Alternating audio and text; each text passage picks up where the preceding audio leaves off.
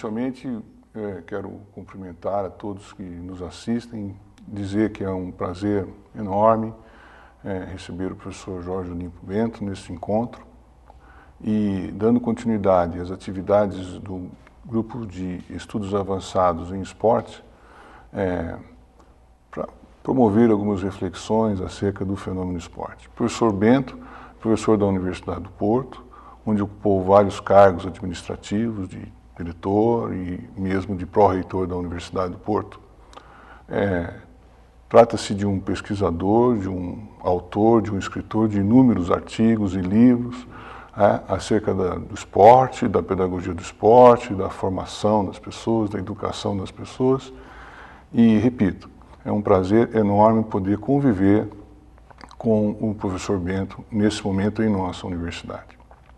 Inicialmente, professor, gostaria de fazer uma introdução à nossa conversa,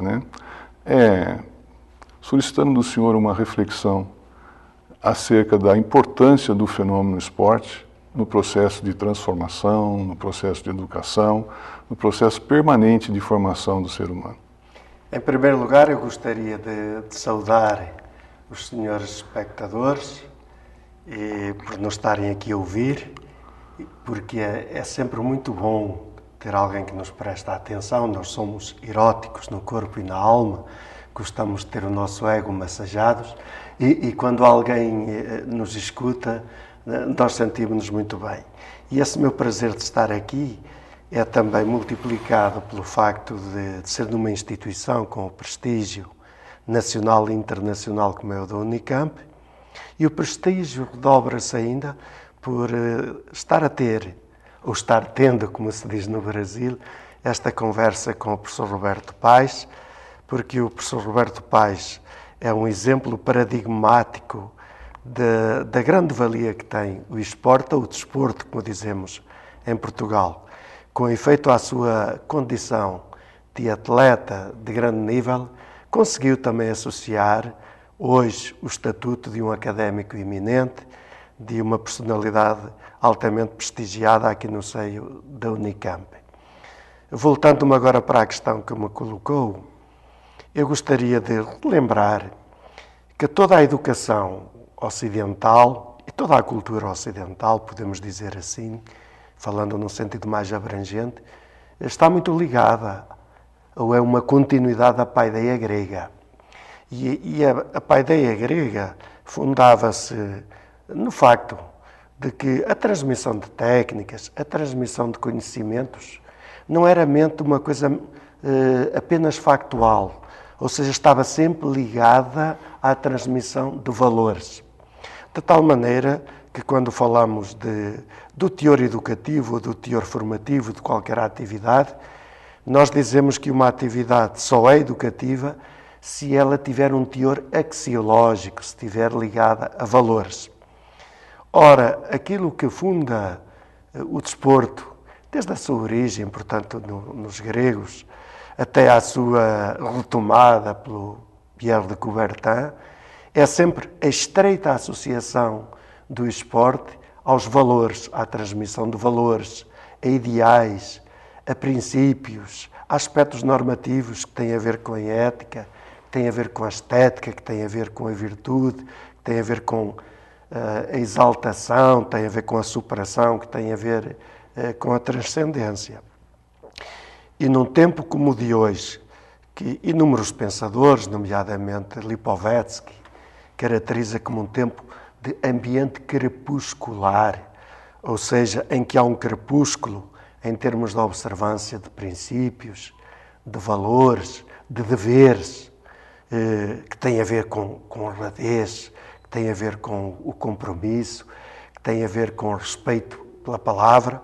O desporto continua, apesar de todas as suas viciações, apesar de não ser imune, digamos assim, àquilo que vem do contexto social, o desporto continua a ser uma ilha onde nós cultivamos valores de honradez, de fair play, de ética, de tolerância, de respeito, de admiração pelo outro, onde o esforço, onde o suor, onde a transpiração têm voz, têm forma, onde têm transparência. E não é por acaso que os grandes pedagogos, desde sempre, mas nomeadamente da atualidade, e não estou a falar de pedagogos da área do esporte e da educação física, estou a falar de pedagogos em geral, atribuem ao desporto um enorme potencial educativo. Porque no desporto não precisamos de fazer discursos para as crianças e para os jovens acerca do que são valores, acerca do que é ética estética. Não, o desporto é em si mesmo uma moral em ação. O seu conjunto de regras que fazem com que seja muito mais aquilo que é proibido do que aquilo que é permitido, em si mesmo é uma moral em ação. Ou seja, sem discursos, as pessoas, as crianças e os jovens aprendem a comportar-se, respeitando regras, respeitando princípios de conduta, respeitando valores, respeitando formas de tratamento. Dito por outras palavras, o desporto podemos defini-lo como uma pedagogia do trato humano, onde aprendemos e apropriamos e consolidamos regras e normas de tratamento humano do outro e de tratamento do outro como um ser humano que se revê e que nós revemos igual a nós próprios, ou seja, aprendemos a olhar para o outro como um outro eu, como um ser portador da mesma dignidade que nos atribuímos a nós próprios. Muito bem, professor. O senhor definiu o esporte, né, como uma pedagogia do trato humano, né, como uma ilha, né, cercada de valores, de princípios, de modos do comportamento.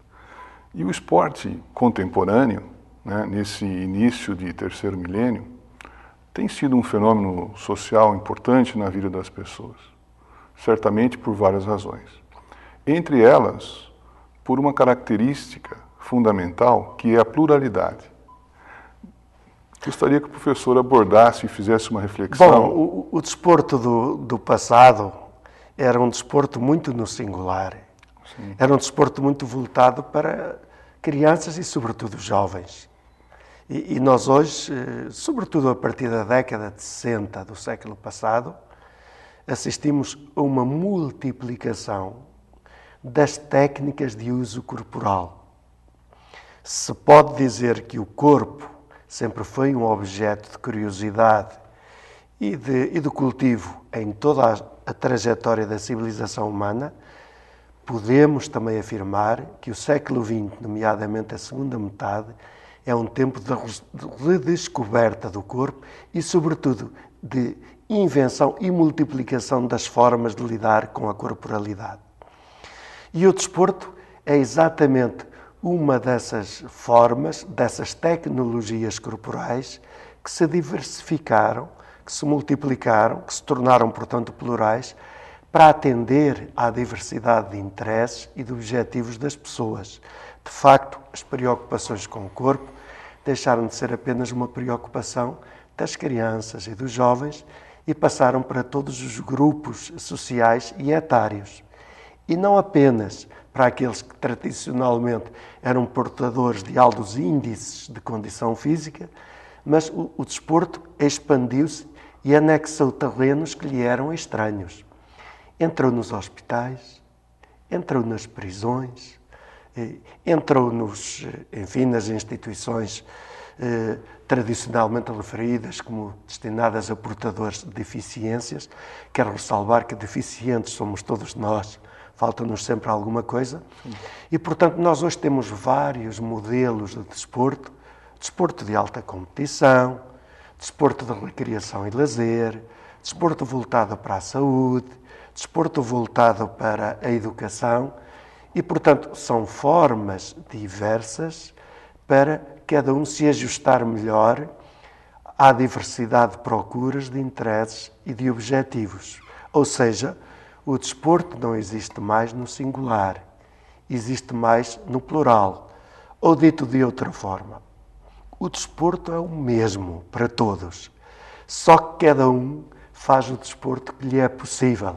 E, portanto, eu também, na minha idade, já não posso praticar o futebol que pratiquei quando tinha 20, até aos 30 anos, que fui futebolista, competi federadamente.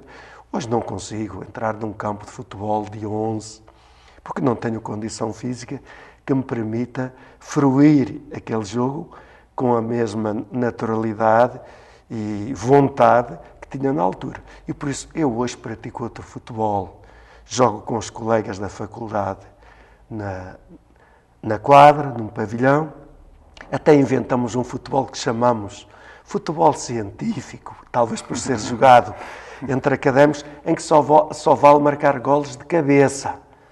E, portanto, temos uma tática, uma estratégia de jogo, em que já não é tão importante, digamos, a dimensão física, que eu já não tenho, uma condição dos 20 anos, mas em que utilizamos, sobretudo, a cabeça e, portanto, indivíduos com 60 anos, como é o meu caso, podemos competir e fruir o jogo, mesmo tendo na equipa colegas de 20 e tal, de 30, 40 anos, porque adaptamos esse futebol às nossas características e, portanto, permitindo realizar essa essência do jogo, fruindo e continuando a cultivar o prazer de jogar e a nossa condição física, mas de uma outra forma, adaptando o jogo. Portanto, assistimos a um desporto plural, a um desporto ajustado às modificações operadas na sociedade, porque toda a sociedade hoje se voltou para o esporte. E não é apenas a sociedade que se volta para o esporte, é a sociedade que também se desportifica. Podemos dizer que a segunda metade do século XX se caracteriza não apenas por uma procura do esporte pelas pessoas, mas por uma desportificação da sociedade. E essa desportificação reflete-se, vê-se muito claramente na própria linguagem. A competitividade, a competição, o sucesso são linguagem do dia-a-dia. Vê-se no vestuário. O nosso vestuário hoje é um vestuário desportivo, mais leve, que nos torna, portanto, como é que é dizer, mais soltos, mais relaxados. Há, portanto, uma desportificação, o ócio, o apego ao tempo livre, invadiram a sociedade. E é nesse sentido que eu acredito também na valia educativa do esporte, ou do desporto, como dizemos nós.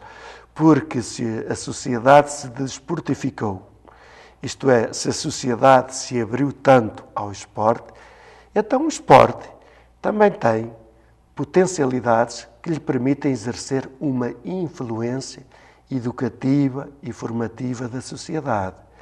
E é por isso que, sobretudo no meio académico, eu apelo a que a gente fale cada vez mais e traga a primeiro plano aquilo que o desporto tem de educativo, de formativo, os seus valores, os seus princípios, as suas normas, as suas atitudes face aos outros, em vez de estarmos sempre a falar naquilo que ele tem de negativo, que tem a ver com a sua excessiva comercialização, ou seja, que tem a ver com o facto de o desporto ter sido invadido, porventura, demasiado de valores extrínsecos e estarem a ficar no esquecimento os seus valores intrínsecos, que são os valores associados à paideia grega, à educação e à formação.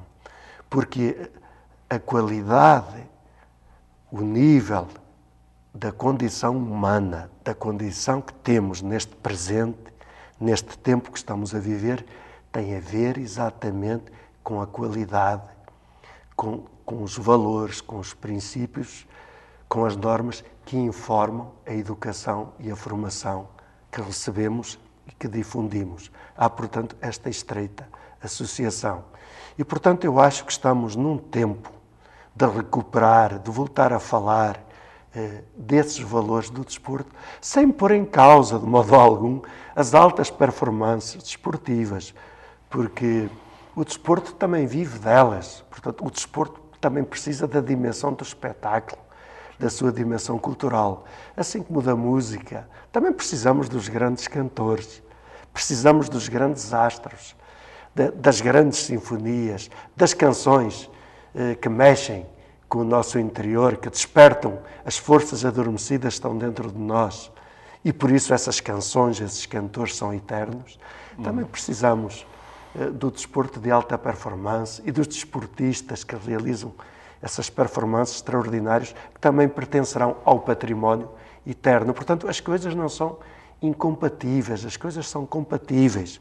Quanto mais ético, quanto mais estético for o desporto, também tanto mais belas e tanto mais admiráveis serão essas extraordinárias performances desportivas que no fundo são performances da nossa corporalidade. Muito bem, professor. Nessa fala, nessa reflexão, né, que o senhor nos brindou aqui nesse momento, alguma coisa me fez pensar que dentro dessa pluralidade do fenômeno esporte, daquilo que o senhor chama que o esporte é o mesmo, mas há formas diferentes, nós aqui no Brasil temos na escola, na educação física escolar, o esporte como um dos seus conteúdos.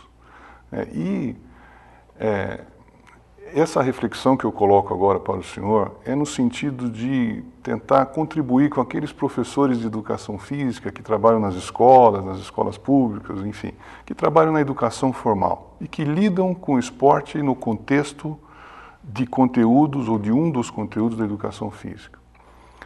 E há uma discussão sempre presente nesse conjunto, né, de pessoas, de professores, de profissionais da educação física, que lidam com o esporte.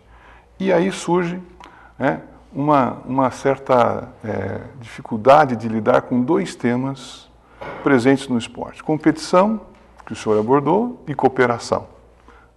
Então, o senhor me permite, professor, sugerir uma reflexão sobre o esporte no ambiente, no caso da educação formal, e essa questão da competição, a questão da cooperação, como isso pode se dar nesse ambiente. Eu peço desculpa se firo a suscetibilidade de algumas pessoas, mas eu ofendê-las ia muito mais se eu não fosse autêntico. Sim. E se eu não transmitisse as minhas convicções. Eu acho que há um grande equívoco, porque não há uma pedagogia para as outras disciplinas e uma pedagogia para a educação física. E nós, se tivéssemos filhos na escola, eu tenho neste momento uma neta, não pactuaríamos, não ficaríamos bem se o professor de português, se o professor de matemática, se o professor de físico-químicas ou de outra disciplina não ensinasse o património cultural, técnico, científico, a que essa disciplina está ligada. Sim. E, portanto, a disciplina de educação física está ligada também a um património, tem que ter uma matéria de ensino. E a matéria de ensino da educação física é o património cultural na área do movimento e que é fundamentalmente o desporto. Eu não estou a dizer que não haja outras coisas, mas é essencialmente o desporto. E, portanto, nós temos que transmitir essas matérias de ensino com o mesmo grau de exigências e de preocupações com que transmitem os outros professores as outras matérias. E em relação a essa questão da competição, isso é um falso argumento, porque o desporto só é competitivo na sua aparência, ou seja, a função, ou se quiser, o meio da competição, assegura uma função de cooperação. Porque quando estamos a jogar um jogo de ténis, um voleibol, um futebol, se a minha equipa não der o seu máximo, o seu melhor, não o puser à sua equipa, a si, o melhor que ela tem, se não lhe criar dificuldades, a sua equipa para ganhar à minha não precisa de se transcender, não precisa de se esforçar. E por isso a ética do jogo, a ética do jogador exige que eu dê o melhor de mim próprio para que o obrigue a si também a superar-se e a esforçar-se para me poder vencer. E é por isso que essa competição é uma forma de cooperação, porque se não houver esta oposição, o outro não melhora, o outro não se supera. E, portanto, é um atentado contra a ética do jogador aquele que diz assim, isto tanto dá a ganhar como perder. E, portanto, eu não me vou esforçar. Isso atenta contra a ética do jogador. Eu posso não ganhar, mas não estou dispensado de dar o melhor de mim próprio. E é por isso que muitas vezes o vencido é que é o verdadeiro vencedor. Porque o vencido deu o melhor que tinha, deu as suas forças na plenitude. Enquanto, por vezes, o vencedor não se esforçou nada até para ganhar. E, por isso, o vencedor é aquele que dá o melhor que tem e que, através desse seu engajamento, desse seu empenhamento, supera. Portanto, a competição é uma condição e é uma função de cooperação, como nas outras áreas. Eu sou de um tempo em que fazíamos sabatinas, não sei se a palavra é conhecida, fazíamos sabatinas no português, no grego, na física. As turmas eram divididas em grupos e então o professor colocava perguntas que atribuía pontos, era a tal competição, com base em perguntas e respostas. E aquilo era um ambiente extraordinário, era um ambiente de emulação fantástico. Nem tudo o que é do passado é bom. Talvez a gente devesse recuperar muitas das coisas do passado, porque o que é belo permanece, as modas é que passam. E muitas das modas que nós hoje cultivamos, daqui a bem pouco tempo não existirão, e se nós ainda formos vivos, até teremos vergonha de dizer que participamos nelas. Muito bem. Professor, mais uma vez eu vou emprestar uma expressão que o senhor utilizou, né? O que é belo permanece, o que é moda se esquece, passa e é transitório. Supérfluo, efêmero, volátil. Dentro dessa expressão que o senhor usou, eu gostaria de colocar um tema para mais uma reflexão, que são os Jogos Olímpicos, né? Que, inclusive, o Brasil, né, será sede, né, logo após a Olimpíada de Londres, nós seremos sede de 2016. Então, professor, diante dessa expressão, né, do que é belo permanece, do que é moda se modifica, né, gostaria que o senhor abordasse um pouco sobre os Jogos Olímpicos. Eu considero os Jogos Olímpicos o maior espetáculo da humanidade. E quando eu digo o maior espetáculo da humanidade, refiro-me a todas as dimensões que os Jogos encerram. Não apenas às altas performances desportivas, mas ao simbolismo ético, estético, da cultura da paz, do respeito do diferente. Naturalmente que a gente se alegra muito se a medalha de ouro, se a medalha de prata, se a medalha de bronze for ganha por um brasileiro, for ganha por um português, nós ficamos muito contentes. Mas nós alegramo-nos também, e muito, quando vemos um atleta fazer uma performance extraordinária, bater um recorde olímpico, um recorde mundial. Quando assistimos àquela prova do Usain Bolt, daqueles 100 metros, aquilo foi uma coisa fantástica. E isto quer dizer que os Jogos Olímpicos despertam em nós uma apetência que está cá adormecida, que é da cidadania planetária.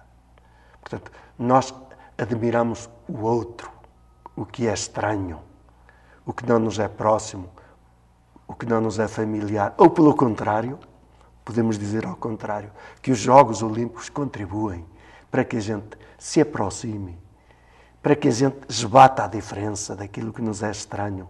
E, portanto, é como que uma celebração da festa da humanidade.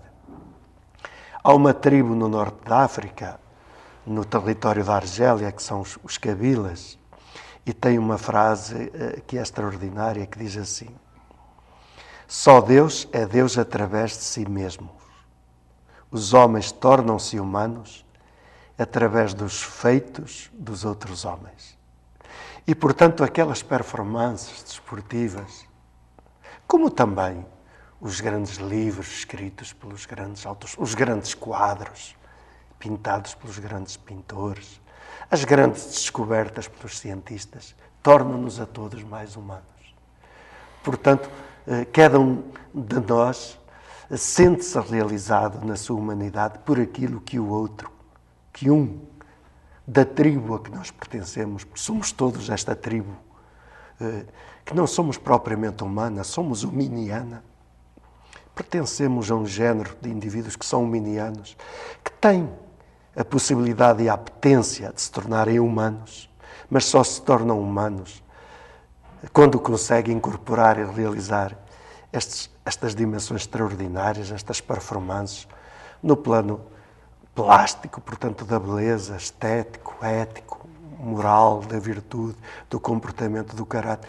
E os Jogos Olímpicos são uma grande celebração dessa festa da humanidade. Quando foi dos Jogos Olímpicos de Pequim, eu peço desculpa por falar nisso, a minha neta, que tinha 8 anos, agora tem 12, pode crer que assistia como se fosse com fervor a todas as sessões, e eu nunca tive a preocupação de lhe transmitir qualquer paixão pelo esporte, como nunca tive a preocupação de lhe transmitir qualquer inculcação de natureza ideológica. Apenas a minha preocupação é dar bons exemplos em termos de conduta, como acho que todos os pais têm essa preocupação. E quando chegou a cerimónia de encerramento, eu expliquei-lhe que os jogos estavam a acabar. E ela disse-me assim: então não vai haver mais jogos? Não, minha filha, agora só daqui a 4 anos. Diz ela: que pena, diz, que coisa tão bonita, porque é que isto não continua? E eu acho que também é bom que não continuassem e que seja de 4 em 4 anos, para não se tornarem banais, para que o encanto não se perca. E por isso é com orgulho, porque como cidadão lusófono, porque comungando e partilhando o ideal de Fernando Pessoa de que a minha pátria é a língua portuguesa, o Brasil também é a minha pátria. E por isso é com muito orgulho, é com muita esperança, é com uma grande expectativa que eu vejo os Jogos Olímpicos virem para o Rio de Janeiro. Acho que o Brasil já o merecia. Eu acho que o contributo que a cultura lusófona, que o sal de humanidade que tem a nossa cultura, porque não há no mundo exemplos de miscigenação, de tolerância, como tem a nossa cultura, porque não há exemplos de universalização, de pessoas universais, que tenham essa vivência universal como temos nós, os lusófonos. Acho que já merecíamos sediar os Jogos Olímpicos. E acho que o Comitê Olímpico Internacional nos homenageou nesta nossa faceta de humanidade. E acho que devemos aproveitar os Jogos Olímpicos do Rio de Janeiro para mostrar que nós somos ainda mais humanos, mais universais, mais cidadãos planetários do que porventura os outros nos julgam.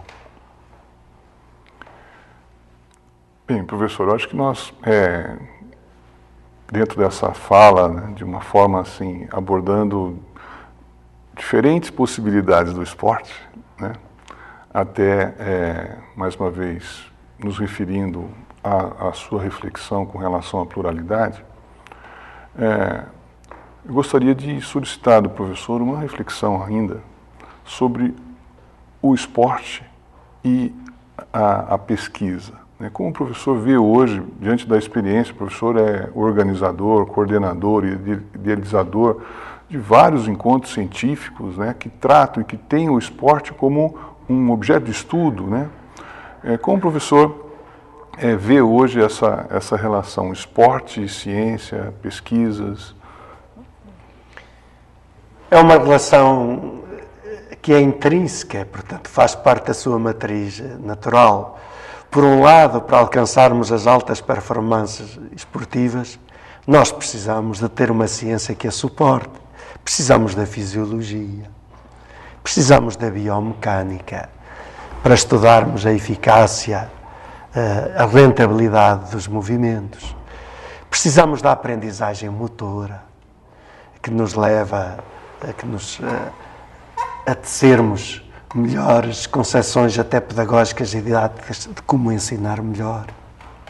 Precisamos da filosofia, para que nunca percamos a noção das ultimidades, dos fins supremos. Precisamos da pedagogia para nos dizer o como levar à prática essas coisas. Precisamos da sociologia para conhecermos o ser humano com que lidamos e o impacto das nossas propostas na sociedade, etc, etc. Portanto, é uma panóplia enorme. Não precisamos do direito desportivo à medida que estas coisas, que o desporto também começa a criar interesses diferentes, conflitos, da gestão, do mar. Portanto, à medida que o esporte se expande, geram-se naturalmente também os seus campos de necessidade, de suporte relacional e científico. Mas o que tem de extraordinário, era aqui que eu queria chegar, é que essas coisas que a gente começou, porque foi assim que se começou, muito voltadas para o esporte de alto rendimento, depois se transformaram em instrumentos que servem para a saúde e o bem-estar do cidadão comum. Portanto, aqueles conhecimentos da fisiologia ou da biomecânica, por exemplo, que desenvolvemos para suportar o treinamento de atletas de alto rendimento, hoje estamos a utilizá-los para verificar o estado da condição muscular de pessoas da terceira idade, como lhe melhorar a força. Até já utilizamos coisas da biomecânica para a questão das senhoras grávidas, qual é o melhor tipo de calçado que devem ter para isso.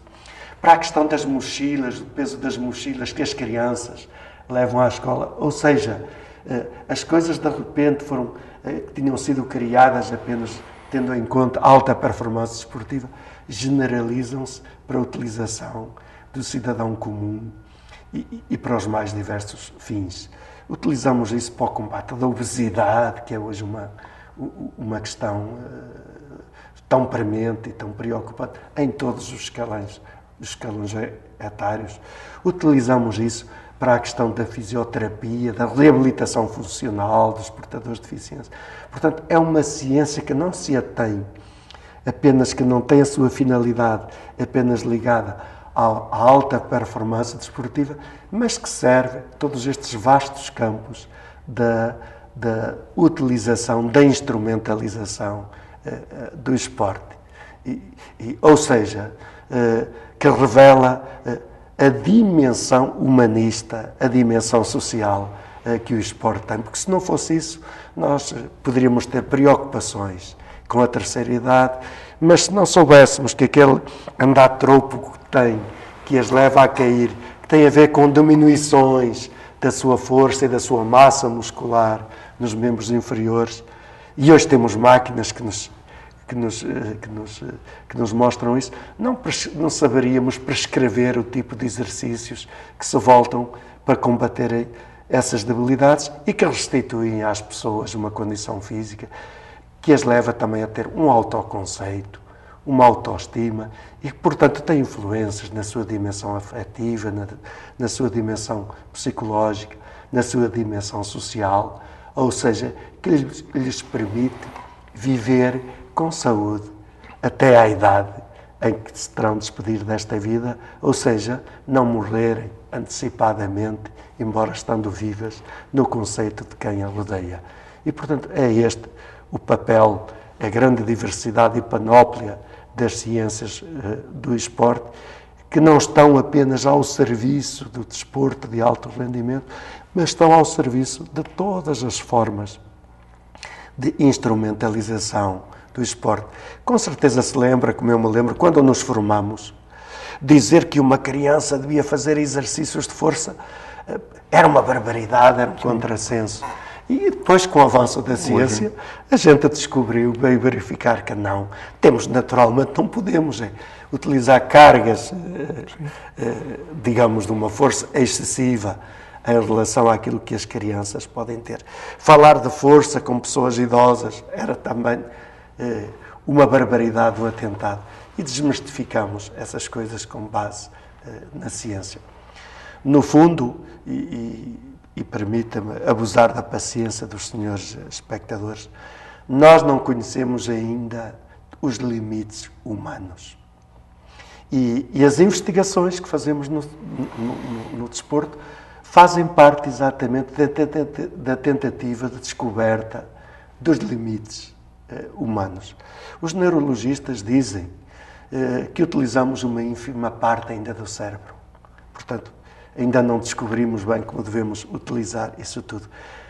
Portanto, nós no desporto estamos ao serviço também desse objetivo mais comum, de conhecer a condição humana, de saber até onde podemos ir, quais são os nossos limites. Por exemplo, para que os senhores telespectadores possam acompanhar o meu raciocínio com um nível de concretização mais próximo da realidade, nós não sabemos ainda bem porque é que os indivíduos do Quénia, por exemplo, ou da Etiópia, realizam aquelas performances extraordinárias nas maratonas, nas corridas de fundo. Temos algumas explicações, mas não temos ainda um conhecimento cabal. Nós não sabemos, por exemplo, que os berberes, os marroquinos, são muito bons no meio fundo, nos 1500 metros, etc. Quais são as características que eles têm? Quer genéticas, quer do meio, possibilitam que eles tenham aquelas performances extraordinárias. Portanto, estamos muito longe em todas as dimensões da pessoa, sejam aquelas mais intrínsecas ao nosso psiquismo, à nossa neurologia, ou aquelas mais intrínsecas à nossa corporalidade. Estamos muito longe de nos conhecermos a nós próprios. E nós somos, o homem, a característica principal é de ser um ser de curiosidade. E a curiosidade começa por se conhecer a si próprio. Portanto, no desporto e nas ciências do desporto, estamos também ao serviço do conhecimento da condição humana, dos seus limites, de os conhecer em profundidade e de os tentar até alargar. Bem, eu quero agradecer, em meu nome, em nome da universidade, a presença do professor Bento aqui na Unicamp. Devo agradecer também ao magnífico reitor, professor Fernando Costa, ao professor Pedro Funaro, coordenador do Centro de Estudos Avançados, ao professor Paulo César Montagnier, coordenador do Centro de Estudos Avançados em Esporte, que nos dá aqui a oportunidade e esse prazer de estar conversando sobre esporte, discutindo esporte e, sobretudo, com a presença ilustre do querido professor e amigo Jorge Olimpo Bento. Muito obrigado. Se me permite, eu é que agradeço. Para mim é uma honraria muito grande. Não apenas estar numa instituição prestigiadíssima, mas estar entre pessoas a quem eu muito quero, que eu muito respeito e que eu muito admiro. E por isso eu quero agradecer, muito penhoradamente, muito afetivamente, muito sentidamente, quero agradecer o convite que me fizeram. É um dos momentos altos da minha existência. Muito obrigado, professor.